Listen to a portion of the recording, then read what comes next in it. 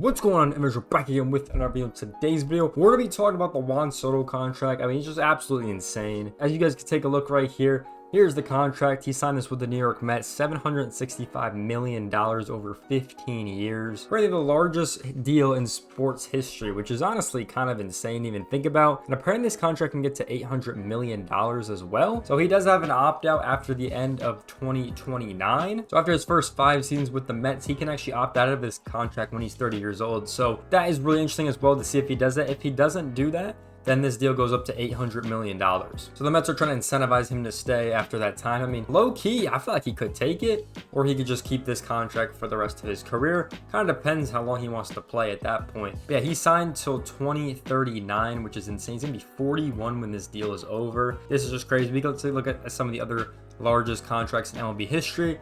Obviously, we had the Ohtani one last year, right? We still have Mike Trout's one up here. We still have the long one with the Dodgers and Mookie Betts. Obviously, Aaron Judge's contract he signed is obviously on here. And then we got some other guys as well. So just insane that 2 of the Mets players are on here with Lindor and Soto. Kind of take a look at where these contracts are, at least the top 5, you could say, are all in LA and New York, which is pretty interesting. We got 2 of the Padres on here, another New York guy, and then the one contract in Philadelphia. Pretty much most of the big market teams have an insane contract. In my personal opinion, the Mets overpaid for him a lot. Me personally, I thought he was going to get a $500 to $600 million deal.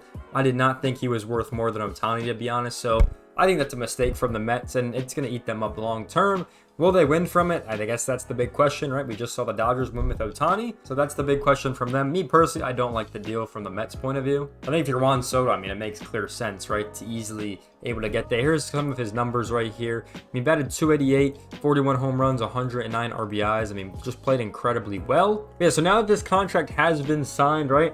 There's a ton of interesting moves that can happen now. Now, with this happening, Pete Alonso is not going to be on the team anymore. I think that is pretty obvious. He takes a smaller deal, but I really doubt it. We've already seen the Mets make a couple pitching moves already, but I don't know if they're going to bring back Alonso. I don't know if they're going to have the money to. The article does say to look bringing him back, but who really knows if they're going to bring him back? But some of the guys they've already signed. They signed Frankie Montas and Clay Holmes, and now the Soto contract, so we'll wait and see on that. My personal opinion, I don't think he comes back. I think he's going to go somewhere else, and we're going to talk about this. Now, for the Yankees, I actually like this a lot from the Yankees side. I think they could get better players for way cheaper, in my opinion. So I'm actually glad the Yankees didn't sign him from their perspective. It's very obvious that they want one of the free agent pitchers. They talked to Burns and Fried. They said the Fried one went really well from sources.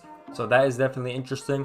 Then the first baseman class, you can get Alonso or Christian Walker. I really like the Christian Walker move right here. He was obviously on Arizona the last couple of seasons. I really like him as a first baseman, good defensive first baseman as well. I think he's better than Alonso, to be totally honest. I like him a little bit more, and plus you're not gonna have to overpay for him or anything like that. Then if they look at the outfielders, Teoscar Hernandez and Anthony Santander are the ones being talked about right now. They have a lot of interest from Toronto, Yankees, Boston. So those AL East teams are going to be wanting an outfielder, and all 3 of them are going to be there. So it might be a little bit of bidding war, but we'll wait and see. And then they talk about Tanner Scott. He's currently linked to the Dodgers right now, so that's interesting. And then the Cody Bellinger trade, we're kind of waiting on. Cubs said they're going to get rid of him, so we'll kind of wait and see on where he goes. But the Yankees have a lot of our alternative moves here, and I really like this from their side because they can really choose what they want to do and who they want, and they're going to do it for a lot cheaper as well. So definitely nice from the Yankees' perspective on that side, and it is literally insane. There's so many other players out on the market.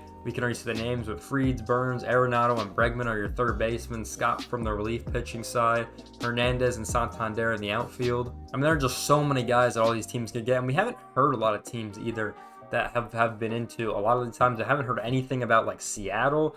I know that the Rockies are trying. I saw today that Houston's open to trading on Fermel Valdez and Kyle Tucker over there. There's been a lot of teams I haven't heard anything about. The Twins haven't done anything, right? I haven't heard anything about them. I haven't heard much about Cleveland. I think they were talking about trading players to the Reds, but apparently that kind of fell through. There's just a lot of teams we haven't really heard anything from yet, so I don't know what they're doing. I mean, if the A's are making moves, then everyone's going to make a move at this point. And then the article kind of dives into some other contracts, like the Willy Adames contract, which was really good. I really like that contract from both parties. I really do. I think he's going to be a great addition to the Giants, and I'm really excited about that Giants team going forward, actually.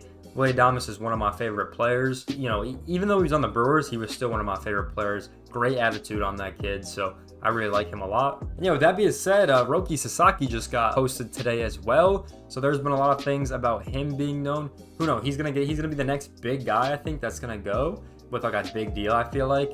So wait and see. You know, we talked about this a lot. The Dodgers and the Padres were both interested on him. So once again, we're gonna wait and see where he goes. And there's just so much stuff happening. I mean, it's honestly insane. And apparently the Marlins have some trade interest on some of their guys. So really interesting that we're gonna have all these teams. I mean, the Marlins have a lot of good pitchers, a lot, you know, just besides him. But there's just a lot of guys that the Marlins have on the pitching side. There's gonna be so many rumors and signings that's gonna be happening over the next week. So it's gonna be very exciting before Christmas hits. But yeah, a lot of stuff to happen. The Soto thing is crazy. Once again, I think the Mets overpaid for him. We're gonna see a lot of the pieces fall now that he's signed, right? We're going to see a lot of the other pieces fall. I think this is good. This is happening early because I think it's good that the guys get signed early. They don't got to wait till spring training or something like that. We've seen this in the past, right? With like JD Martinez before, right? That these guys will wait till spring training. They miss a start like Jordan Montgomery. That happened to him, I think, in spring training as well with the Diamondbacks. I think he missed like a start or something for them. So I don't know. I'm kind of glad this is getting figured out now. And it's cool that the winter meetings are going to mean a lot as well. But yeah, the Soto stuff is crazy. What do you guys think is going to happen in this free agent market? Has your team done anything? I think that's the big question. Has your guys' team done anything? My team currently, the Chicago Cubs. We've signed a couple pitchers. We signed Bodie, I think, from Cleveland. Then we signed a relief pitcher. And we're shopping for Bellinger. So that's what we're doing. But let me know in the comment section down below if your team's done anything. If you guys did enjoy these videos, make sure you like, comment, subscribe. I'll see you guys in the next one. Peace out, everyone.